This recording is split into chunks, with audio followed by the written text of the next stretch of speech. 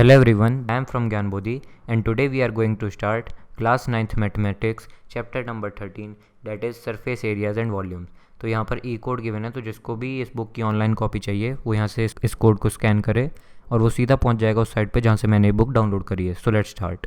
सो अभी तक हमने जितनी भी स्टडी करी है हमने लगभग सॉलिड्स को लेकर स्टडी करी है। हमने प्लेन फिगर्स बनाए और हमने रेक्टेंगल्स, स्क्वायर्स एंड सर्कल्स को बड़े आराम से समझा, उनके पैरामीटर्स के बारे में समझा, उनके एरियाज़ निकालना। अब हम क्या करते हैं, अब हम कोई पीस ऑफ कार्डबोर्ड शीट लेते हैं और उसमें कोई 3D फिगर निकालते हैं, यानी कि क्यूबॉइड या फिर सिलेंडर। लास्ट क्लासेस में हमने सरफेस एरियाज एंड वॉल्यूम्स हमने पढ़ाई है क्यूबॉइड्स, क्यूब्स और सिलेंडर्स का। अब हम इनका सरफेस एरिया एंड वॉल्यूम्स निकालते हैं कुछ क्यूबॉइड्स और सिलेंडर्स का इन डिटेल, और हम इन दोनों के अलावा और भी 3D फिगर्स के बारे में पढ़ेंगे जैसे कि cones and spheres. So let us study about surface area of a cuboid and a cube. So अगर मैं एक शीट लेता हूँ, प्लेन शीट, और उसकी ही जैसी और भी बहुत सारी शीट्स को मैं एक पाइल में कन्वर्ट करता हूँ, तो वो कुछ इस शेप की हमें दिखती है। सो ये क्यूबॉइड की शेप में बन जाती है। अगर मैं कोई ब्राउन पेपर लेकर इसको चारों तरफ से रैप करूँगा तो मुझे कितना ब्राउन पेपर चाहिए होगा ताकि ये कम्प्लीटली रैप हो जाए, तो वो इसका टोटल सरफेस एरिया होगा। उसी के हिसाब से हमें ब्राउन पेपर नीडेड होगा जिससे हम इसको कम्प्लीटली रैप कर पाएँ। तो सबसे पहले मुझे एक रेक्टेंगुलर पीस चाहिए जो कि बॉटम संभालेगा, फिर मुझे 2 साइड के पीस चाहिए और 2 उधर वाली साइड के पीस चाहिए। सो अगर मैं इसको ओपन करूं तो ये कुछ ऐसा बन जाएगा। अब फिर मुझे एक इसका टॉप का पीस चाहिए जो कि इस वाली साइड से अटैच होगा, यानी कि इस वाली साइड से एक इधर पीस अटैच होगा, तो ये कुछ इस तरीके का दिखेगा। सो अगर मेरे पास ये वाला पूरा कार्डबोर्ड अगर मैं इस पीस में काट लूँ तो मैं इसको कम्प्लीटली रैप कर पाऊँगा। सो अगर मुझे उस फिगर का टोटल सरफेस एरिया निकालना है तो मैं सिंपल इस कार्डबोर्ड शीट का एरिया निकाल लूँगा और मुझे उस क्यूबॉइड का टोटल सरफेस एरिया मालूम चल जाएगा। तो मेरे पास 6 रेक्टेंगुलर पीस आ चुके हैं जो कि कवर करेंगे उस क्यूबॉइड को। So this shows that the outer surface of a cuboid is made up of 6 rectangles, जिनका एरिया हम लेंथ इनटू ब्रेड्थ वाले फॉर्मूले से फाइंड आउट कर सकते हैं और फिर सेपरेटली उनको ऐड कर देंगे तो हमें टोटल सरफेस एरिया मिल जाएगा। सो अगर मेरे पास जो क्यूबॉइड है उसकी लेंथ L थी, ब्रेड्थ B थी और हाइट H थी, तो अगर मैं इन 6 रेक्टेंगल्स का एरिया निकालूँ तो कुछ इस तरीके से आएगा। Area of rectangle L into H, area of rectangle 2L into B, area of rectangle 3L into H, and similarly area of rectangle 4L into B, area of rectangle 5B into H, and area of rectangle 6B into H। सो अगर मैं अब इन 6 के 6 rectangles के areas को add up कर दूंगा तो मेरे पास कुछ ये सिंप्लीफाइड फार्मूला बन जाएगा। So total surface area of a cuboid का फार्मूला हो जाता है twice into length into breadth plus breadth into height plus height into length. So note यहाँ पर ये करना है कि the unit of area is taken as the square unit because we measure the magnitude of a region by fitting it with squares of side of unit length. यानी कि मेरे पास जो लेंथ है वो एक यूनिट डायमेंशन हो गई और जो ब्रेड्थ है वो भी एक यूनिट डायमेंशन हो गई। तो अगर मैं उन दोनों का प्रोडक्ट ले रहा हूँ तो unit dimension into unit dimension हो जाएगा उस डायमेंशन का स्क्वायर। सो इस वजह से जो यूनिट होती है एरिया की वो हमेशा स्क्वायर यूनिट की टर्म्स में आती है, जैसे कि सेंटीमीटर स्क्वायर या फिर मीटर स्क्वायर। सो अगर मैं वहाँ पर length into breadth into height जो था मेरे पास, अगर मैं उसको सिंपल एक वेरिएबल से रिप्लेस कर दूँ यानी कि ए से, तो अगर सभी डायमेंशंस ए हो जाती हैं तो वो सिंपल हमारे पास क्यूब बन गया। तो अगर मैं क्यूब का सरफेस एरिया देखूँ तो टोटल सरफेस एरिया क्यूब का आता है 6a स्क्वायर। सो हम यहाँ से इजीली देख सकते हैं कि यहाँ पे 1 2 3 4 5 6 स्क्वायर्स बन रहे हैं, तो इस वजह से टोटल सरफेस एरिया भी 6a स्क्वायर हो जाएगा। सो सपोज लेट अस से कि मुझे बस 4 फेसेस का एरिया फाइंड आउट करना है, यानी कि मुझे बॉटम और टॉप का सरफेस एरिया छोड़ना है, बस साइड्स का सरफेस एरिया निकालना है। तो साइड्स पे 4 फेसेस हैं तो 4a स्क्वायर हो जाएगा एरिया। सिमिलरली रेक्टेंगल के केस में twice into L plus B into H हो जाएगा, तो ये लेटरल सरफेस एरिया होता है। स्क्वायर के केस में 4a स्क्वायर हो जाएगा। सो इस चैप्टर में मेनली हम लोगों को फॉर्मूलेज याद करने हैं और कुछ चीज़ें मिस नहीं करनी है। सो जितने भी एक्सरसाइजेज और एग्जांपल्स होंगे अगर आपके डाउट हैं वो आप कमेंट सेक्शन में डाल दीजिए, वो नेक्स्ट वीडियो में कवर हो जाएंगे। Moving on to the next topic that is surface area of a right circular cylinder. Similarly जिस तरीके से मैंने एक रेक्टेंगुलर शीट ली थी, प्लेन पेपर शीट, मैं अगर सर्कुलर शीट ले लेता हूँ और उसको एक पाइल बना देता हूँ तो वो कुछ इस तरीके से दिखेगा, जिसे हम सिलेंडर बोलते हैं। और अगर मैं इस पाइल को इस लेटरली शिफ्ट करता हूँ तो ये सिलेंडर इस तरीके का दिख जाएगा। तो एक तरीका तो ये हो गया। एक तरीका ये भी हो सकता है कि हमारे पास नॉन सर्कुलर बेस आ जाए तो उसे हम इस तरीके से ऊबड़ खाबड़ तरीके से रख सकते हैं, तो वो सिंपल राइट सर्कुलर सिलेंडर नहीं है। तो here we are only dealing with only right circular cylinders. So जहाँ पे भी वर्ड सिलेंडर आएगा उसे आप राइट सर्कुलर सिलेंडर ही समझिए, जब तक हमें गिवन ना हो कि भाई वो सिलेंडर या इस शेप का है या इस शेप का है। तो अगर मैं सिलेंडर को रोल आउट करता हूँ, मैंने क्या किया कि यहाँ पे कट मारा और इसको खोल दिया इस तरीके से, तो ये L इंटू एच रेक्टेंगल की फॉर्म में आ गया। तो उस कर्व सरफेस एरिया क्या हो गया सिलेंडर का, 2πr इंटू एच, यानी कि 2πr this and into H. 2πr उसकी लेंथ हो गई और h हो गई हाइट, तो इसका एरिया क्या हो गया L इंटू एच, यानी कि 2πr इंटू एच। तो इस वजह से कर्व सरफेस एरिया जो होता है सिलेंडर का वो 2πr इंटू एच हो जाता है। और जो टोटल सरफेस एरिया वो क्या होगा कि 2πr h में मैंने ऊपर के ढक्कन और नीचे के ढक्कन का एरिया भी जोड़ दिया, यानी pi r square plus pi r square add कर दिया, तो मेरे पास हो जाएगा 2πr into r plus H.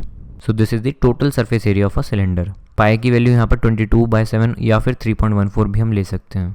Moving on to the next topic, that is surface area of a right circular cone. So अभी तक हमने जितने भी सॉलिड्स पढ़े उनमें क्या किया, हमने कॉन्ग्रुएंट फिगर्स को स्टैक कर दिया। यानी कि अगर मेरे पास प्लेन शीट ऑफ पेपर थी तो मैंने प्लेन शीट ऑफ पेपर ही लगाता चला गया, एक के ऊपर एक, एक के ऊपर एक, और क्यूबॉइड बन गया या फिर सिलेंडर बन गया। लेकिन आप लोगों ने प्रिज्म्स के बारे में भी सुना होगा, पिरामिड्स के बारे में सुना होगा। सो अब हम देखते हैं कि हम उन्हें जनरेट कैसे कर सकते हैं। सो अगर मैं एक राइट ट्रायंगल लेता हूँ और उसको मैं रोटेट करता हूँ बी ए एक्सिस के अबाउट, अगर मैं बी एक्सिस के अबाउट इसको रोटेट करूँगा इस तरीके से, तो मेरे पास जो फिगर बनेगी वो बनेगी कोन। आपने आइसक्रीम कोन भी देखी होगी, जब आप आइसक्रीम खाते हैं तो नीचे वाला जो वेफर वाला पार्ट होता है वो कोन ही तो होता है, तो उस तरीके की हमारे पास शेप बन जाएगी। सो this is also called right circular कोन, जहाँ पर ए तो होता है अपने पास वर्टेक्स, ए बी अपने पास हाइट होती है, and B C is called radius, and A C is called the slant height of the cone. तो ये वाला पार्ट हो गया स्लेंट हाइट, ये वाला पार्ट हो जाता है हाइट, ये वाला पार्ट भी स्लेंट हाइट।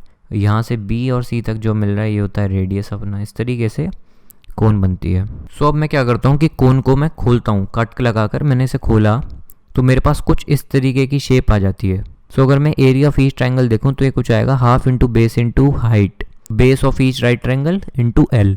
टुकड़ों में तोड़ दिया है तो मैं इनको स्मॉल स्मॉल पीसेज मानकर राइट ट्रायंगल ले सकता हूँ। सो इसलिए जो इसका एरिया हो जाएगा एंटायर पीस ऑफ पेपर का वो हो जाएगा sum of the area of all triangles, यानी कि half into b one into l, half into b two into l, half into बी3 इंटू एल, और इस तरीके से ये चलता जाएगा जब तक अपने पास total number of triangles cover नहीं होते।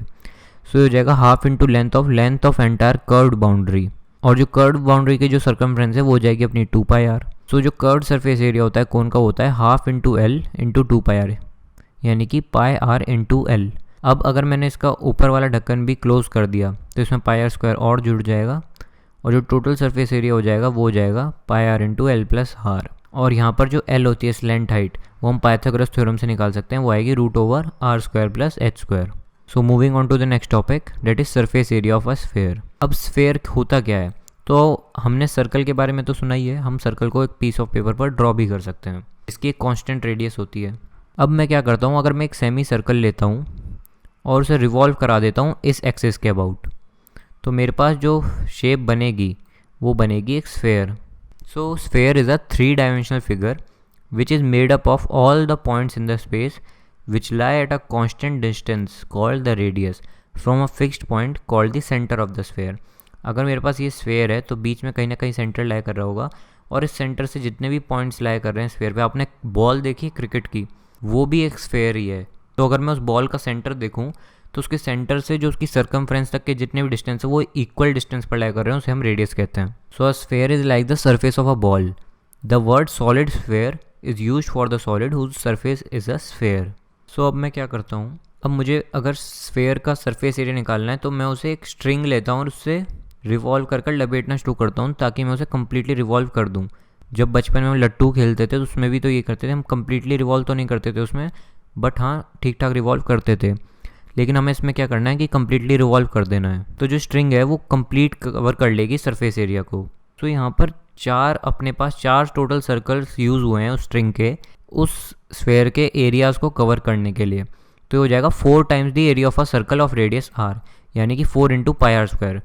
तो अपना पास जो सरफेस एरिया आएगा स्फेयर का वो आ जाएगा 4πr²। सो अब मैं क्या करता हूँ, स्फेयर को 2 इक्वल पार्ट्स में डिवाइड कर देता हूँ, तो मेरे पास जो चीज़ आएगी वो बन के आएगी हेमिस्फेयर। हेमी इसलिए क्योंकि उसे हाफ भी बोलते हैं। तो उसका जो लेटरल सरफेस एरिया वो तो हो जाएगा हाफ इंटू πr², और अगर हम ऊपर का ढक्कन भी क्लोज कर देंगे यानी प्लस कर देंगे उसमें πr², तो अपने पास हो जाएगा total surface area of hemisphere 3πr², और curved surface area of hemisphere is equal to 2πr²। So moving on to the next topic, that is volume of a cuboid. So अगर मेरे पास कोई भी सॉलिड है, सॉलिड का कोई भी object है, तो जितनी स्पेस वो ऑक्यूपाई कर रहा है वो ऑब्जेक्ट, तो उसे अगर हम मेजर करेंगे तो उसे हम वॉल्यूम बोलते हैं, volume of the object. And the volume of the substance that can fill the interior is called the capacity of the container. So in short, the volume of an object is the measure of the space it occupies, and the capacity of an object is the volume of substance its interior can accommodate. यानी कि अगर मुझसे capacity के बारे में पूछ रहा है, यानी कि उसके अंदर मैं कितना मटेरियल फिल कर सकता हूँ, और अगर वो मुझसे वॉल्यूम पूछ रहा है तो वो टोटल जो अपने पास ऑब्जेक्ट है वो कितनी वॉल्यूम स्पेस ऑक्यूपाई कर रहा है। तो यहाँ पर दो टर्म आती है हमारे पास, वॉल्यूम ऑफ एन ऑब्जेक्ट और capacity of an object. So volume of a cuboid जो होती है base area into height is equal to length into breadth into height, और volume of a cube simple edge into edge हो जाएगी, यानी कि a cube. Now moving on to the next topic, that is volume of a cylinder. अब cylinder की क्या volume होगी, तो उसका जो बेस होता है सिलेंडर का वो हो जाएगा एक, तो अगर मेरे पास ये सिलेंडर है तो उसका बेस का area into height, height h होती है और बेस का एरिया हो जाएगा पाई आर स्क्वायर, तो वॉल्यूम अपने पास हो जाएगी pi are square into h. So moving on to the next topic, that is volume of a right circular cone. अभी हमने जो कोन पढ़ी थी, अगर हमें उसकी वॉल्यूम निकालनी है तो हम किस तरीके से निकालेंगे, तो वॉल्यूम ऑफ कोन होती है simple 1/3 into pi are square H. तो कई बार क्वेश्चन में क्या होता है कि वॉल्यूम ऑफ कोन और सिलेंडर्स को मिला दिया जाता है। किस तरीके से, वो बोलेंगे कि हमारे पास एक सिलेंडर रखा है इस तरीके से और वो कोन से कवर्ड है, तो आप टोटल वॉल्यूम निकालिए। तो क्या करेंगे, आप सिलेंडर की वॉल्यूम निकालेंगे प्लस कोन की वॉल्यूम निकालेंगे, दोनों को ऐड कर देंगे। या हो सकता है पूछे कि इस पूरी फिगर का सरफेस एरिया निकालिए, तब क्या करेंगे, तो अगर मुझे इसका टोटल सरफेस एरिया निकालना है तो अगर मैं इस कोन का कर्व सरफेस एरिया निकाल लूँ, यानी कि ये वाला हिस्सा, यानी इसके ये वाला हिस्सा तो कवर हो गया और सिलेंडर का एक बेस एरिया भी कवर हो चुका है, बस एक बेस एरिया बचा हुआ है ये वाला, तो मैं क्या करूँगा, कोन का कर्व सरफेस एरिया निकालूंगा, सिलेंडर का कर्व सरफेस एरिया निकालूंगा और उसमें प्लस पाई आर स्क्वायर ये वाला एरिया कर दूंगा, तो मेरे पास टोटल सरफेस एरिया आ जाएगा।